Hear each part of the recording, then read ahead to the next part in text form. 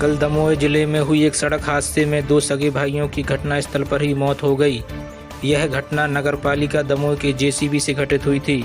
इस संबंध में आज परिजन दमोह कोतवाली पहुंचे, जिन्होंने अधिकारियों से न्यायोचित कार्रवाई करने की मांग की और आरोपियों को कड़ी से कड़ी सजा मिले, इसके संबंध में कोतवाली टीआई को इसकी जानकारी दी। सैकड़ों की संख्या में पहुंचे लोगों ने भी आला अधिकारियों से न्यायिक जांच करने की मांग की। अधिकारियों का कहना है कि इस संबंध में केस दर्ज कर लिया गया है। परिजनों का कहना है कि नगर पालिका दमोह किसी एक व्यक्ति को नौकरी दे और न्यायिक मुआवजे भी दिलाए, जिससे उसकी पत्नी और बच्चों का भरण पोषण हो सके। इस संबंध में नगर पालिका सीएम ने भी भरपूर आश्वासन दिया कि जितनी मदद बनेगी की जाएगी। हालांकि अभी तक ड्राइवर पर केस दर्ज नहीं किया गया है। दमोह कोतवाली टीआई आनंद राज द्वारा कहा गया कि जल्द से जल्द जांच कर अपराधियों के ऊपर केस दर्ज किया जाएगा।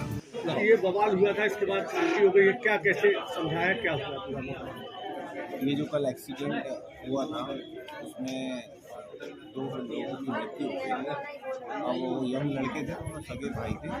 और ये एक स्वाभाविक नेचर होता है, अगर किसी परिवार का जिसका कोई ज़्यादा है तो दुख होता है। और प्रशासनिक अधिकारियों की भी ऐसे लोगों के प्रति संवेदनाएं होती हैं।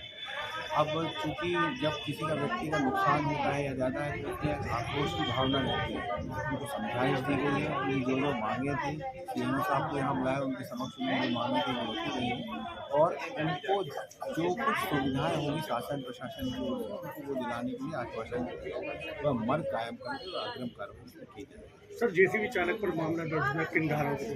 अभी मामला दर्ज नहीं हुआ है, अभी मर्ग पंजीबद्ध हुआ है। मर्ग जांच पे परिवारों के कथन लिपिबद्ध करके अपराध दर्ज कर आगे की कार्रवाई। सर, पोस्टमार्टम ना कराने की भी बात सामने आ रही थी, अभी क्या स्थिति है?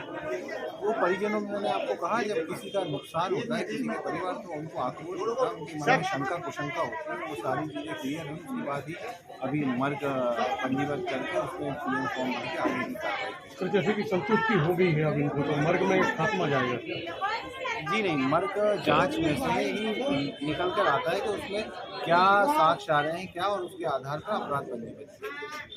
सर, मैं बताया कि उनका संबल में रजिस्ट्रेशन है, क्योंकि ग्रामीण क्षेत्र का मामला है तो सीओ जनपद से कोऑर्डिनेट करके संबल में पात्रा अनुसार 4 लाख जो है पर उसके लगभग 8 लाख रुपये को अंत्येष्टि जो सहायता वो मिली है। दूसरा इनका विषय था घर की समस्या, तो प्रधानमंत्री आवास 2.0 में जो योजना है उसके तहत कोशिश की जाएगी कि इनको तत्काल सीओ जनपद से कोऑर्डिनेट करके ग्रामीण क्षेत्र में यदि चाहिए तो वहाँ मिल जाएगा। और अगर शहरी क्षेत्र में से इनमें दूसरी समस्या हो जाए, यदि प्रधानमंत्री आवास योजना में हमारे पास HP घटक है, यदि वहाँ चाहेंगे तो जो नियमानुसार वैसा वहाँ, अदरवाइज़ इनको दमोह में यदि मतलब ज़मीन पे घर चाहिए तो फिर BLC के तहत इनको यदि पात्रता के आधार पे जो 2.5 लाख रुपये वो सुना है जो जेसीबी थी उसका बीमा भी नहीं है? नहीं, वो तो जानकारी विभाग से जो हमारा स्वास्थ्य विभाग जिसको देखता है वाहन प्रभारी बताएगा कि यदि नहीं है तो नियमानुसार जो भी कार्रवाई होगी वो होगी। और अभी तो ये भी है कि उनका कहना है कि गाड़ी से एक्सीडेंट नहीं हुआ, लहरा के गिरे हैं, तो ये देखा जाएगा, इन्वेस्टिगेशन का विषय है, पुलिस देखेगी। तो जो नगर पालिका में नौकरी की बात कर रहे हैं उसको लेकर क्या है? नहीं, नगर पालिका में देखिए सीधे किसी को भी किसी भी कंडीशन में नौकरी तो संभव नहीं है बिना विज्ञापन के, ये तो नियम में ही है। जो मेरे अधिकार क्षेत्र में वो ज़्यादा से ज़्यादा ये हो सकता है कि इनको अगर योग्यता है और हमारे यहाँ आउटसोर्स से भर्ती होती है तो इनको प्राथमिकता ज़रूर दी जाए और इनकी मदद की जाए। ओके। ताकि हमारे बच्चों की परवरिश हो सके और अभी के फैसिलिटी को व्यवस्था जो 4,06,000 की बोला है और एक दमोह में कुटीर के लिए बोला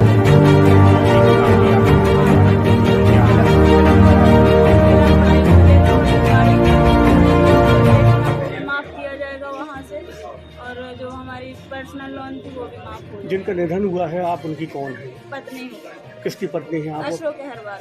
और जो साथी थे वो कौन?